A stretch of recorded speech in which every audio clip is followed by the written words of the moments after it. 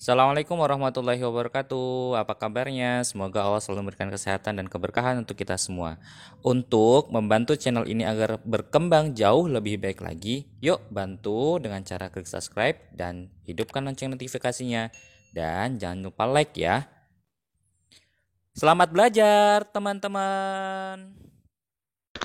Assalamualaikum warahmatullahi wabarakatuh. Apa kabarnya Soli dan Solihah? Semoga Allah selalu memberikan kita kesehatan dan keberkahan. Seperti biasa sebelum belajar, alangkah baiknya kita memohon kepada Allah agar Allah memberikan kita keberkahan dan kefahaman ilmu. Hari ini kita akan belajar tentang lingkungan. Apa sih lingkungan itu? Jadi lingkungan adalah segala sesuatu yang ada di sekitar yang mempengaruhi kehidupan manusia. Nah, lingkungan memiliki manfaat bagi manusia. Yang pertama adalah sebagai tempat mencari makan. Ya, kemarin kita sudah belajar tentang mata pencaharian. Pekerjaan seseorang bergantung dari tempat yang dia tinggali. Seperti halnya ketika seseorang tinggal di daerah pantai, maka mata pencariannya adalah sebagai seorang nelayan atau petani garam atau yang berhubungan dengan laut. Sedangkan yang berada di daerah pegunungan akan berhubungan dengan perkebunan biasanya. Contohnya ada kebun teh, kebun kopi, dan lain-lain. Nah, kita yang berada di dataran rendah itu biasanya ada pertanian, ada perdagangan, jasa, dan lain-lain. Ketika di dataran rendah lebih banyak ya untuk sektor pekerjaannya. Nah, itu adalah satu manfaat dari lingkungan bagi manusia. Nah, yang kedua adalah sebagai tempat beraktivitas sosial, budaya, politik, masyarakat. Ya, jadi kita yang tinggal di lingkungan itu akan melakukan kegiatan-kegiatan sosial. Contohnya kita bertetangga, kita memiliki teman, kita bermusyawarah, itu adalah kegiatan-kegiatan sosial. Sedangkan kegiatan politik itu contohnya seperti ada pemilihan umum, ada pemilihan kepala daerah, dan lain-lain. Kegiatan ekonomi ada seperti berdagang, terus beraktivitas yang menghasilkan uang, itu adalah kegiatan ekonomi. Kegiatan ekonomi sudah kita bahas ya waktu itu tentang produksi, konsumsi, dan distribusi. Masih ingat pasti kan? Nah, itu adalah manfaat lingkungan bagi manusia yang kedua. Sedangkan manfaat yang ketiga adalah lingkungan sebagai tempat berlangsungnya kehidupan.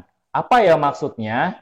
Jadi, ketika lingkungan kita rusak, maka kehidupan pun akan rusak. Contohnya, ketika kemarin ada kebakaran yang ada di hutan Kalimantan, ada yang di Riau, kebakaran hutan. Akhirnya, kehidupan masyarakat sekitar pun akan terganggu.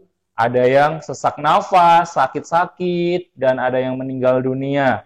Artinya, lingkungan itu menentukan ketika lingkungannya rusak, maka kehidupan kita pun akan terganggu atau keberlangsungan hidup manusia pun akan terganggu. Dan yang terakhir adalah lingkungan sebagai tempat tinggal. Nah, kita tinggal di sebuah lingkungan kehidupan bermasyarakat. Jadi, jangan sampai kita merusak lingkungan tempat tinggal kita.